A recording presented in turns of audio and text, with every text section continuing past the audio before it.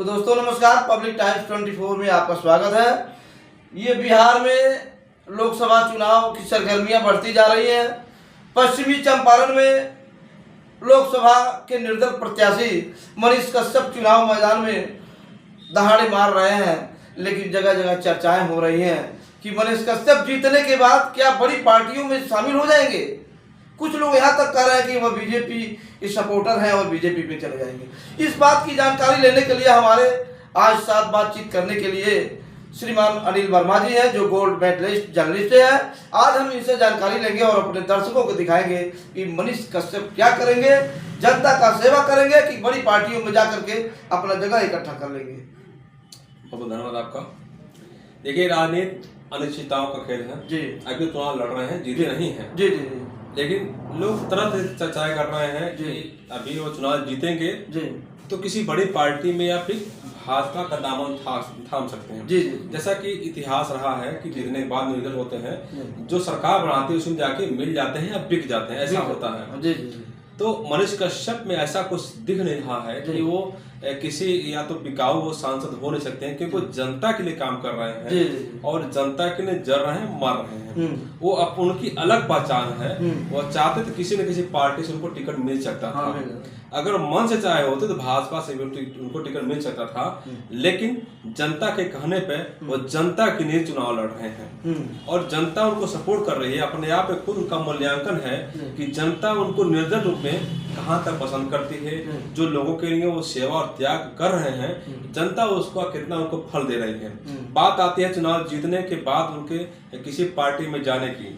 तो देखिए, चुनाव जब हो जाता है तो उसके बाद सरकार बनाने की कवायद चलती है। जब सरकार बनाने के बाद आती है तो सीटों का गुड़ा भाग शुरू हो जाता है, कौन किसके पास कितनी सीटें कम पड़ रही है सरकार बनाने के लिए। उसके बाद जो है सांसदों की जो होता है, कहा जाए कि उनको अपने मिलाने की कोशिश की जाती है और कहीं कहीं तो चर्चा होती है कि सांसद को खरीद के लाओ, अपने मिला तो ऐसा भी सुनने में आता है।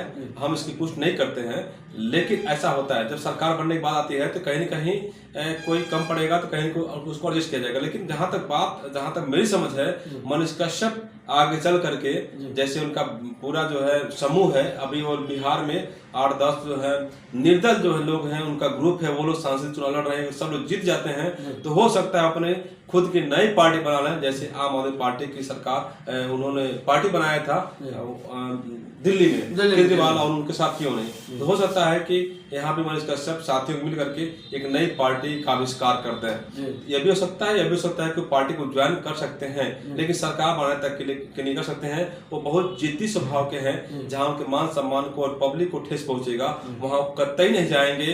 हो सकता है कि आजीवन की बात नहीं करेंगे, हो सकता है कि वह उस समय तक जो है निर्दल ही रह सकते हैं। लेकिन अभी जब उनसे मुलाकात होगी तब इसके बारे में उनसे चर्चा किया जाएगा। खुलासा खुद अपने मुंह से करेंगे कि जीतने के बाद वो पार्टी किसी को दामन थामेंगे या फिर कोई नई पार्टी बनाएंगे या निर्दल ही रह जाएंगे। तो अभी इस पे कोई बहस करने की बात नहीं है।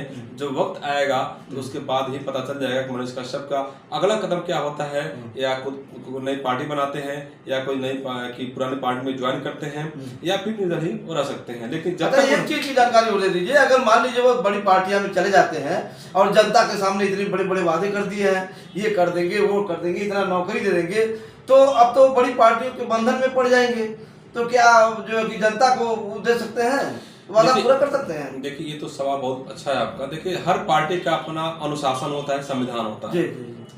तो जब वो पार्टी के खिलाफ जाएंगे तो उनको पार्टी से बाहर भी किया जा सकता है, लेकिन उनके लिए पार्टी कोई मायने नहीं है। पार्टी की मजबूरी है उनको रखना, क्योंकि वो बहुत फेमस आदमी है, वोट बैंक है उनके पास, पब्लिक का बैंक वोट है उनके पास, तो पार्टी उनको खोना नहीं चाहेगी।